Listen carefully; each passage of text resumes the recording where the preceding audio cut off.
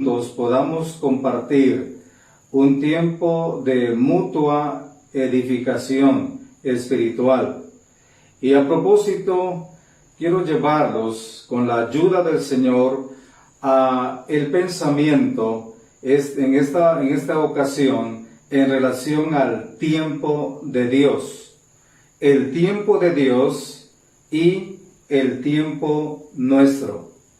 Hay un salmo que nos ilustra en relación a este tema y es el número 31 y su verso 15. Dice de la siguiente manera: en tu mano están mis tiempos, líbrame de la mano de mis enemigos y de mis perseguidores. Es bendita la palabra del Señor. Bueno, usted y yo, cuando vamos al libro de Salmos, encontramos con mucha frecuencia este tema de David siendo perseguido por sus enemigos. De hecho, en muchos de estos salmos que reflejan la vida de David en tiempos de angustia, encontramos siempre la petición a Dios por ayuda. Pero en esta oportunidad vamos a considerar esta expresión que tiene relación con el tema que estamos comenzando a tratar. En tu mano están mis tiempos. David entendió que Dios estaba en control y que Él gobernaba desde los cielos. Él llegó a entender que el control de Dios era un control perfecto, de tal manera que en diferentes circunstancias que él estaba viviendo, siempre él tenía la seguridad de que Dios sabía lo que le estaba sucediendo. Bien, ¿qué aprendemos de esto? Dios es el dueño del tiempo. Él no está sujeto a nuestro tiempo, ni tampoco Él se sujeta a nuestras prisas. Dios no actúa de esa manera. Y cuando analizamos el tiempo de Dios, debemos reconocer, como lo expresábamos en otra oportunidad, hablando del tiempo de Dios, es que hay un propósito y un plan en tiempo perfecto. Así que siempre que hablemos acerca de cómo Dios actúa en la vida de las personas, debemos reconocer que nuestro Dios no es un Dios casuístico. Nuestro Dios es un Dios que tiene un propósito eterno, un plan para llevar a cabo ese propósito eterno y también un tiempo definido de su cumplimiento. La Biblia dice, por ejemplo, en el libro de Daniel, en el capítulo 2 y versículo 21, en ocasión de esa hermosa doxología que pronuncia Daniel, él dice una grande verdad. Él dice, Él muda los tiempos y las edades. Igualmente, ¿qué podemos decir del libro de Eclesiastés? Allí encontramos que Dios determinó un tiempo para todo, para cada ocasión. Hay diferentes acciones allí que el ser humano puede llevar a cabo debajo del sol. Y cada una de esas acciones tiene apartado un tiempo específico para llevarlas a cabo en el transcurso de la vida. Ahora, ya que estamos abordando el tema del tiempo, debemos reconocer también que en el griego bíblico, los términos más usados para la palabra tiempo es cronos y kairos. Cronos, ¿qué es el cronos? Cronos podemos entenderlo como el lapso de tiempo, la duración de un tiempo. También podemos entender el cronos como toda aquella medida de tiempo en el cual se pueden llevar actividades de carácter terrenal. El cronos es susceptible de poderlo medir. Nosotros cuando hablamos de cronos estamos hablando de un tiempo terrenal. Y cuando hablamos de ese tiempo, y es que podemos medirlo a través de un reloj, podemos ver también un calendario, como las hojas de un calendario van quitándose cada cierto periodo de tiempo también. Es una manera para darnos cuenta cómo transcurre el tiempo, el cronos que estamos hablando. De hecho, también el Señor nos enseña a través de su palabra que es para medir ese tiempo terrenal al cual estoy haciendo referencia. Veamos el Génesis capítulo 1 y encontraremos allí en ocasión de la creación de Dios, cómo Él dejó a su debido tiempo en esta creación. Él dejó a estos astros para medir el tiempo precisamente. Dice el capítulo 1 del libro de Génesis, y vamos a ver con la ayuda del Señor algunos versículos comenzando con el 14. Dice: dijo luego Dios, haya lumbreras en la expansión de los cielos para separar el día de la noche, y sirvan de señales para las estaciones, para días y años, y sean por lumbreras en la expansión de los cielos, para alumbrar sobre la tierra. Y fue así. E hizo Dios las dos grandes lumbreras, la lumbrera mayor para que señorease en el día, y la lumbrera menor para que señorease en la noche. Hizo también las estrellas. Vemos cómo Dios ordenó todo desde el principio. Usted y yo, como seres humanos, somos conscientes de que a partir de cierta edad, nosotros sabemos que hay un día y una noche también. Somos también conscientes del momento en que ya podemos tener cierta edad, de que hay una medición de tiempo. Hay unas unidades de medida. Por ejemplo, si hablamos de 1000 años, hablamos de un milenio, de 100 años, de un siglo, por ejemplo, una década, 10 años. Hablamos de 365 días, un año también. Hay meses, hay semanas, hay días, hay horas, en fin, son medidas de tiempo. Es el cronos, es el tiempo del hombre. A esta referencia hacía alusión Moisés cuando él escribe el Salmo número 90. En ese Salmo número 90 aprendemos grandes verdades muy aplicables a la vida nuestra. Aprendemos acerca de la eternidad de Dios y la brevedad del cronos, el tiempo del hombre.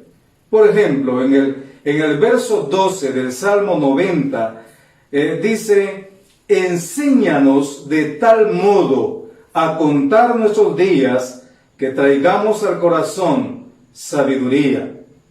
¿Cuál es el propósito, estimados hermanos? Que en ese tiempo que Dios nos ha dado, ese tiempo que se puede medir, como le decía anteriormente, nosotros podamos sacarle el mejor provecho, de tal manera que en esa brevedad de tiempo, ese suspiro, esa neblina de tiempo, como dice la palabra del Señor, que Él nos permita, podamos decirle que cada día que nos tocó vivir haya contado para la eternidad. De eso se trata esta reflexión. Aprovechar el tiempo conforme el Señor nos otorga, ya sea mucho o poco en la consideración humana. En todo caso, todo está dentro de la voluntad de Dios. Ahora, es muy importante que entremos a otro tiempo, y en ese tiempo vamos a reflexionar también el Kairos, el tiempo de Dios. Es muy importante que nos preguntemos, ¿qué es el Kairos? Podemos decir que el Kairos es la medida correcta, es una ocasión, es un periodo definido, es el tiempo oportuno, o como dice la palabra de Dios, es el tiempo favorable, o podemos entenderlo como el momento preciso. mientras que el Cronos marca cantidad, el Kairos marca calidad. El Kairos es un tiempo diseñado desde los cielos, donde Dios interviene en la vida del hombre de una manera sobrenatural y poderosa. El Kairos define el tiempo perfecto de Dios. El Kairos está relacionado con el propósito eterno de Dios, el plan eterno de Dios también. Ahora bien, la misma palabra del Señor nos muestra algunos ejemplos que nos pueden ilustrar en relación al tiempo de Dios. Vuelvo a recordar, ya vimos el Cronos. El Cronos se puede medir, es una medida de tiempo que se cuenta en años, meses, días, etcétera, horas, minutos, segundos, y dentro de la esfera del Cronos el hombre puede realizar una determinada actividad. Ahora el Kairos no se refiere a una medida de tiempo, se refiere exactamente, como decía, a un momento preciso. Leamos la palabra del Señor, Gálatas capítulo 4 y versículo 4, y prestemos atención a esta expresión que en relación a el Kairos, el tiempo de Dios, dice la palabra del Señor: pero cuando vino el cumplimiento del tiempo, Dios envió a su Hijo, nacido de mujer y nacido bajo la ley. Prestemos atención a esto, y sobre todo a la expresión cuando vino el cumplimiento del tiempo. Y nosotros nos debemos preguntar, ¿qué tiempo? El tiempo del propósito de Dios. Todo esto había sido ya anticipado definitivamente. Inclusive desde que el hombre pecó en el huerto del Edén, encontramos el llamado protoevangelio. Génesis 3:15. De ahí en adelante encontramos una grande carga de profecía que anticipaba acerca de la venida del Hijo de Dios. Y sin embargo, esto no ocurrió sino hasta el cumplimiento del tiempo, es decir, el momento preciso de la voluntad de Dios. Hay otra cita bíblica que nos puede ilustrar también el tiempo de Dios, y lo encontramos en el Evangelio que escribe Marcos. Vamos a leer en el capítulo 1. Esto tiene relación con el ministerio del Señor. Dice Evangelio que escribe Marcos capítulo 1, y vamos a ver acá versículos 14 y 15. Después que Juan fue encarcelado, Jesús vino de Galilea, predicando el evangelio del reino de Dios, diciendo: el tiempo se ha cumplido. Atención a esta expresión: el tiempo se ha cumplido, y el reino de Dios se ha acercado. Arrepentíos y creed en el evangelio. Este es el inicio del ministerio de Cristo, ni antes ni después. Cuando el mismo Señor Jesucristo, que fue consciente que Él tenía que desarrollar una agenda según el Kairos de Dios, Él mismo dice: el tiempo se ha cumplido. Y también Él expresa: el reino de Dios se ha acercado. Había llegado el momento de la inauguración del ministerio. Había comenzado el momento preciso que iba a desembocar en la cruz del Calvario, como la consumación de la obra que el Padre le había encomendado. Leamos otra cita bíblica. Estamos viendo el Kairos, el tiempo preciso, el momento oportuno de Dios. Juan capítulo 7. Vamos a ver esta cita bíblica. En el evangelio que escribe Juan, y el capítulo es 7, vamos a encontrar que el Señor Jesucristo fue consciente de cuándo era su tiempo y cuándo había que esperar. Dice capítulo 7, versículos, vamos a ver primeramente el 6. Dice la palabra del Señor de la siguiente manera.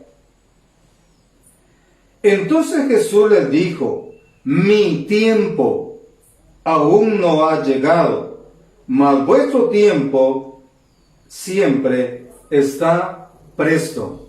Veamos esta contraposición, mi tiempo y por el otro lado vuestro tiempo. Dos cosas distintas. Cuando el Señor se refería a mi tiempo, estaba hablando del Kairos. Cuando el Señor se refería a vuestro tiempo, estaba hablando del Cronos. Ciertamente, en esos dos tiempos había diferencia. El Señor, solo Él sabía el momento oportuno en el cual iba a desarrollar determinada acción. Él lo conocía perfectamente. Veamos versículos, vamos a ver el versículo 8. Subid vosotros a la fiesta, yo no subo todavía a esa fiesta, porque mi tiempo aún no se ha cumplido. El tiempo de la voluntad de Dios. Más adelante en el mismo Evangelio, Juan nos muestra cuando el Señor Jesucristo en el momento preciso le dice a sus discípulos, subamos a Jerusalén, porque ha llegado mi tiempo, se acerca, él también dijo, se acerca la hora de las tinieblas. Es decir, el tiempo oportuno en el cual Dios iba a permitir muchas cosas. Ahora bien, si queremos tener otra ilustración en relación al tiempo de Dios, vamos a recordar la escena que se desarrolla y que se encuentra en este mismo Evangelio de Juan, capítulo 11. Un lugar, Betania, una familia, Marta, María y Lázaro. Un evento, Lázaro había muerto. Ahora bien, todo ese entorno que rodeó la muerte de Lázaro, todo eso lo sabía el Señor. Y sin embargo, Él manejó siempre su tiempo, el tiempo en que su voluntad se iba a cumplir, el tiempo en que Él iba a llevar a cabo una de las obras milagrosas más grandes durante su ministerio. Y veamos esta expresión. Cuando el Señor se acerca, Juan 11:21, es Marta quien le dice, Señor, si hubieras estado aquí, mi hermano Lázaro no hubiera muerto. Les pregunto, ¿de qué tiempo estaba hablando Marta? Definitivamente ella estaba hablando del tiempo terrenal. Ella estaba, sin duda alguna, contando el tiempo en que el Señor debió haber llegado. Para Marta, el Señor se había tardado, según el concepto de ella. Para el Señor, el día que llegó a Betania era el momento preciso de su voluntad. Y por si fuera poco, también en el versículo 32 de esa misma cita bíblica, María le dice las mismas palabras al Señor. Si hubieras estado aquí, mi hermano no hubiera muerto. Vemos la diferencia. En el tiempo crono de los hombres, muchas veces los seres humanos podemos llegar a la conclusión que Dios se está tardando o que tarda demasiado en resolver un asunto o en intervenir sobre un hecho o un suceso que consideramos muchas veces injusto. Digo, en el tiempo del hombre. Y sin embargo ahora estamos viendo que existe el tiempo de Dios. Le hemos llamado el tiempo perfecto porque viene de parte de Dios. Y la diferencia es notable. Más adelante, según los eventos narrados en el Evangelio de Juan, capítulo 11, el Señor Jesucristo llevaría a cabo esa obra portentosa de la resurrección de Lázaro, porque en el tiempo preciso de él era el momento oportuno para que el Padre fuera glorificado a través del milagro de la resurrección. Vamos entonces captando la diferencia entre el tiempo del hombre y el tiempo de Dios. Esto es muy importante porque vamos a pasar a otra conexión con la ayuda del Señor. Hay una conexión muy interesante que podemos ver entre el Salmo 90 y su verso 12 en relación a la segunda carta que escribe Pedro, capítulo 3. De hecho, el Salmo 90 lo hemos mencionado al principio de esta intervención en el verso 12. Sin embargo, en el verso 4, el Salmo 90 de Moisés dice: porque 1000 años delante de tus ojos son como el día de ayer que pasó, y como una de las vigilias de la noche. Hay una hermosa lección, más bien grandes lecciones en el Salmo 90. Nos coloca por un lado el alto significado de la eternidad de Dios comparando con la vida breve del hombre.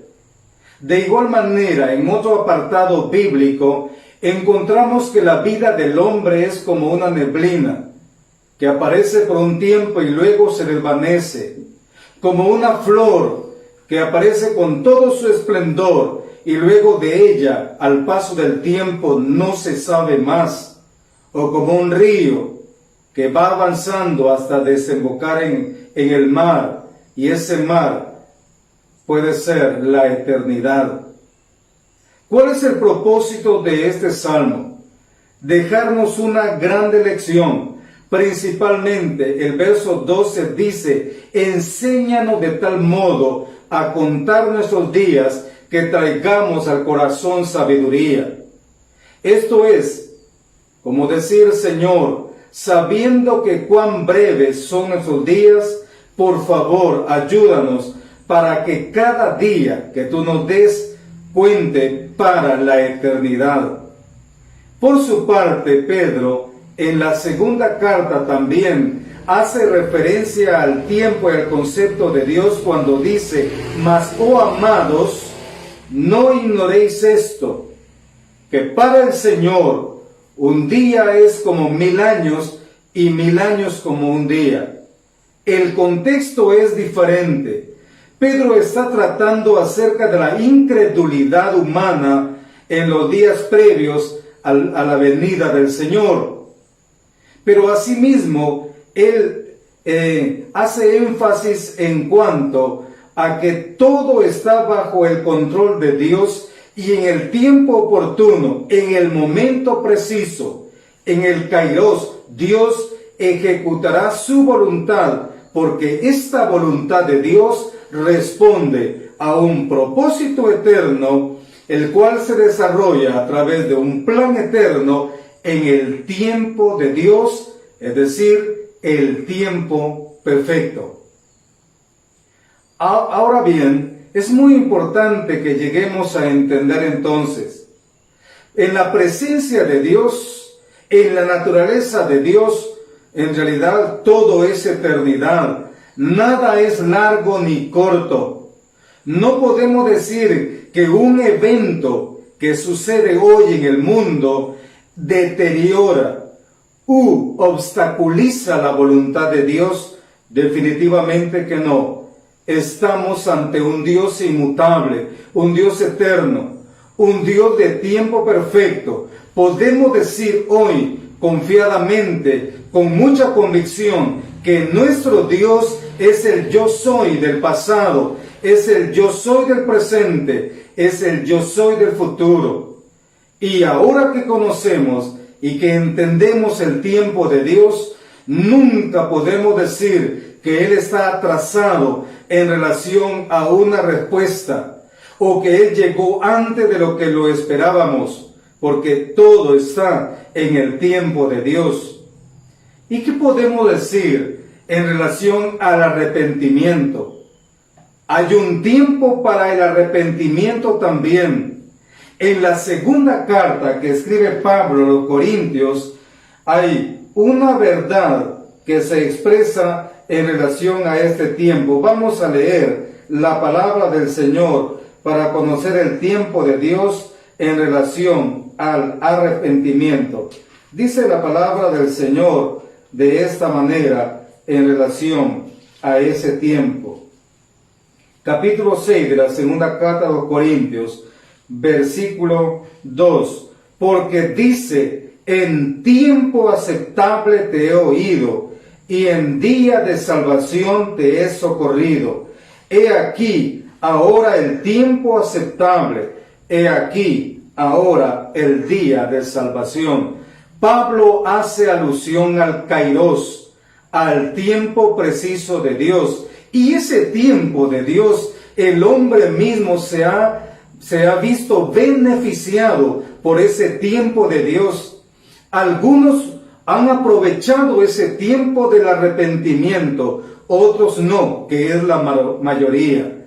Por ejemplo, la civilización antediluviana tuvo mucho tiempo, según el Cronos nuestro, tuvo mucho tiempo para el arrepentimiento. Y sin embargo, el día en que el diluvio comenzó, únicamente un grupo sumamente reducido de personas habían aprovechado el Kairos de Dios. ¿Y qué podemos decir con Sodoma y Gomorra?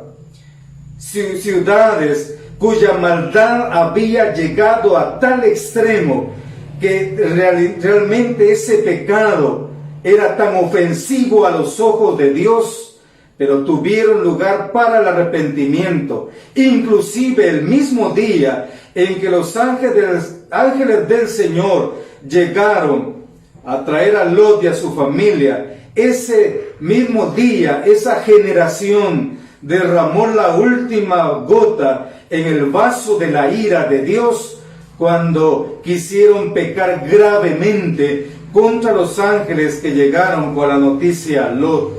Pero Dios estaba dando tiempo para el arrepentimiento. ¿Y qué podemos decir de Nínive, cuya historia es muy conocida por nosotros? Ellos aprovecharon ese tiempo y se arrepintieron al ser informados por Jonás que el juicio de Dios venía sobre ellos. Ahora bien, estimados hermanos, cuando estamos llegando a la parte final de esta primera entrega del tiempo de Dios, ¿cuál es la primera conclusión a la cual podemos llegar? Le vamos a decir la conclusión preliminar. Dios tiene su tiempo. Él no se atrasa, tampoco se adelanta en relación a su tiempo. Cuando nosotros nos desesperamos, es porque no hemos llegado a entender el tiempo de Dios que está obrando de manera eficaz en la vida nuestra.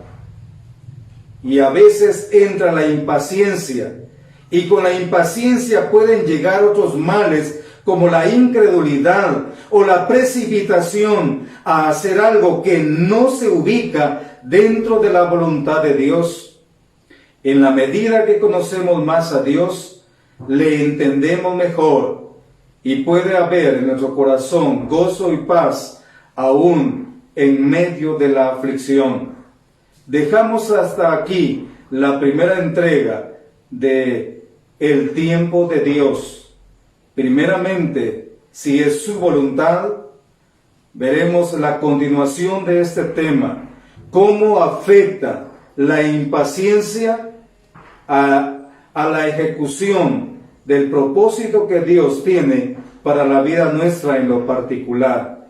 Esperamos que el Señor nos permita volvernos a encontrar nuevamente en el estudio de su palabra.